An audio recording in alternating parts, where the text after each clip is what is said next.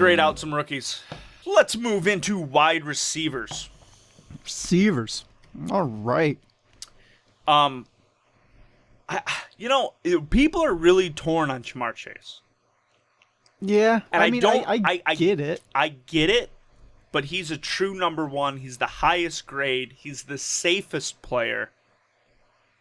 As long as he's the guy That's we his saw. ceiling, which is great. His ceiling is damn close to, Hall of Fame. Yeah. I think he's definitely a Pro Bowl talent.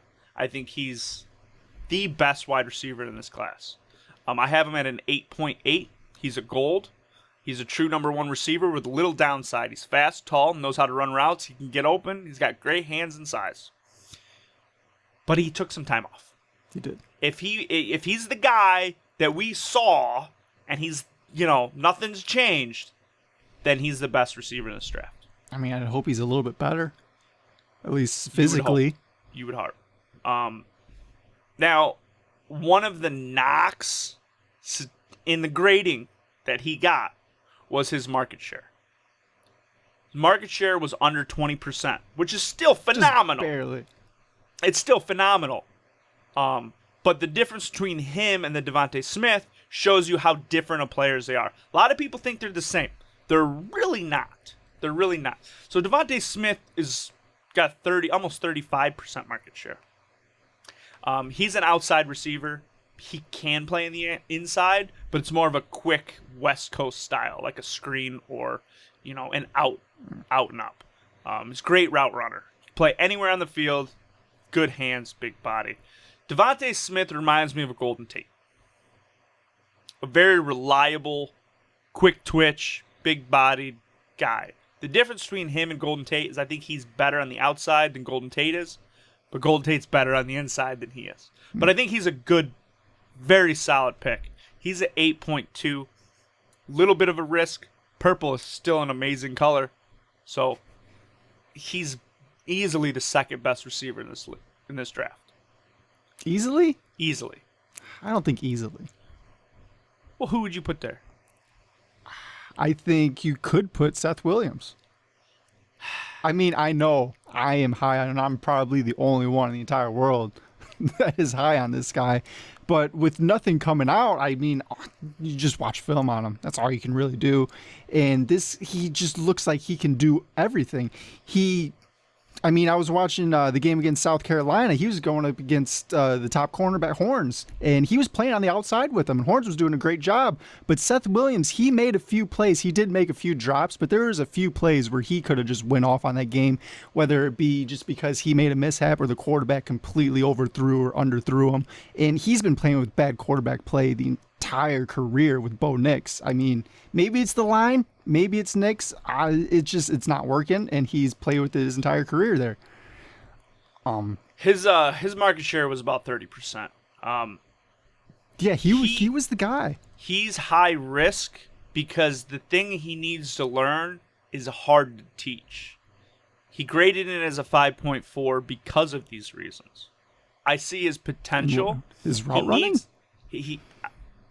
He's a big guy. Fights for the ball every time. He's fearless. Every time, and he can win it. He's fearless on the inside, over the middle. He can't create separation. He needs to expand his route tree. Absolutely. That's his worst part of his game. Most wide receivers need to expand their route tree.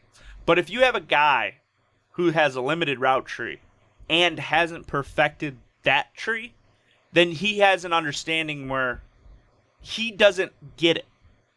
He's just a physical specimen. If you could teach him those fundamentals, yeah, he could be good. Absolutely. He could be good. But I think it's going to take him at least 2 years to even be able to be start-worthy. That's the thing, because you see a lot of these guys just popping off out of nowhere, and it might take him a year, might take him 2, 3, but somewhere down the road, he is going to be an elite receiver, is what I see in him. The problem I have with Seth Williams mainly he's surprisingly fast. Is because somebody's going to draft him. Somebody's going to put a lot of time, effort, and money into this kid. They're going to make him decent. He's not going to show anything in that contract because he's going to be drafted in the 5th round, in my opinion. More than likely. So he's going to walk. and then another team's going to pick him up. So the team who drafts Seth Williams, I feel like is going to do the work, and he's going to play for a different franchise. Probably. That sounds about right. So I think that's going to continuously push him down. He's got potential. I mean, yeah, he's a 6'3", 211 pounds. He ran an official 4.54, but at his pro day, he ran a 4.49. So he's got speed to him, and his speed score, you want to talk about that? He's got a 102.1. Yeah. For that size, that's pretty good. He's got burst. He's kind of agile. He's got movement in his game. See, now last year we found Chase Claypool, and I was big on him. I said, this guy's way better than everyone thinks he is. He reminds me of that. The difference between him and Chase is Chase got separation. He didn't have a big route tree. You compare them to each other, yeah. He didn't have a big route tree. He didn't have a good quarterback, but he could get separation. This guy, I think, that's the difference between, Chase Claypool starting and playing a few snaps and getting more snaps throughout the season and becoming a starter. I think Seth is going to take a little longer to get on the field. It might. But I do see his upside. Depending on where he goes. I mean, if he went to, say, maybe the Lions, they might have to put him in there. That's true. Or the Jets, because Yeah. he might be the best receiver in the building. I like Corey Davis. I'll give him, and then everybody else, yeah. Well, Like who? Mims? Crowder. He's better than It's Crowder. a different position. Crowder's a slot. But you get my point. So I say Jamar Chase and Devonte Smith are the best two because they're true number ones. Like, they could both be number ones. Now, the reason that indication is a big deal is because if you can get a guy who you can tell the league is our number one, you take away the defense. If that guy's not solidified to being able to dominate a corner, it doesn't matter if he's on the field or not. Then he's a number two, which is fine. Juju Smith-Schuster will never be a number one. Probably not. But he's an elite second guy, right? So Galladay, the only difference between Galladay and Juju is Galladay's a number one. He has the ability to beat anyone in coverage. Yeah. Maybe not every time, but at any play potentially. So that's why I have those two first. However, I think Waddle is really close. The only reason he's not up there with them is because he's a slot receiver. Slot receivers are a little easier to find nowadays. He graded in as 7.8. He's a slot receiver. I like Waddle. He's a big play guy, but I don't have him that high. I mean, he's 6 on my list. I mean, he's good. He can do all kinds of things, but I don't see him as a consistent number one guy able to do what the people ahead of him can do. Yeah, I agree. He can either be this. He can either be Antonio Brown in his prime or Cordell Patterson. Like, it really depends. I think he's got potential. He needs to work on his route running. He's got okay hands. He's just explosive. Yeah, big play. And playmaker. He's explosive, and he understands how to get open.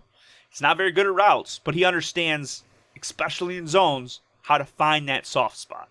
He's also a special teams player, so that alone bumps his stock. That's the only reason I think that.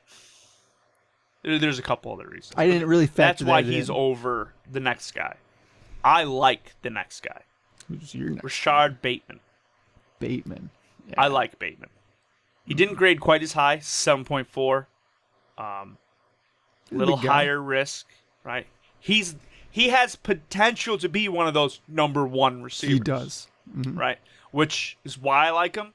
He's a safe pick. He can be your, Marvin Jones. He could be your second guy. He can. But he has potential to develop into a number one. Absolutely. He's got to work on some things. Yeah, I think he's a safe pick. He has some drops. I think he is probably value best receiver in the draft. Because he's going to go value-wise. Where is he going to go? He's going to go in the second round. He's going to go in the second? I believe so. I don't think he will. He might. I think he'll go in the first. He might take in the bottom of the first. I think he'll go in the first. He should. Somewhere after 17, probably. It's hard to say because there's some good offensive linemen. There's some good quarterbacks. There's some good edge rushers, right? There's at least 20 players that would go because of their higher rating. than like a Rashad Bateman. He might sneak in the first round. He should. He should go somewhere in the 20s, in my opinion. Yeah. I just don't know if he will. If he, I think he should. I think he's a first-round pick this year. It depends on how many receivers go in the first round. I mean, I would say at least 3. Yeah, well, those At 3 are least. Chase, Smith, and Waddle. Those most likely will go in the first round. Now, there might be 4. I don't know if they'd be in that order. I though. think there'll be 4. They might not be in that order. I mean, like Waddle might be out with Bateman. No, I think Waddle's shown more than Bateman and a bigger school and bigger games. I mean, his average yard per catch is 21 yards. That's why Waddle is where he's at. I mean, yeah, If you but could ma- Waddle if you could played take at Alabama as the number 2, and Bateman played at Minnesota as the 1. Yeah, it's Minnesota, but still. I know, but anytime you can run a slant and get 36 yards, that looks sexy. Yes. Now, if but you can that's catch not a number 10-yard 1. out and then go out of bounds, it's not as sexy. No, but if you, That's the difference, really. Because they're both slot receivers, in my opinion. I think Bateman has the ability to play outside. I think well, they both kind of do, but They both Bateman kind of more do. so. I think Bateman could develop into a number 1. That's why I have him ahead of Waddle. But I do too. I'm just saying the grade. They graded in. Waddle graded in higher.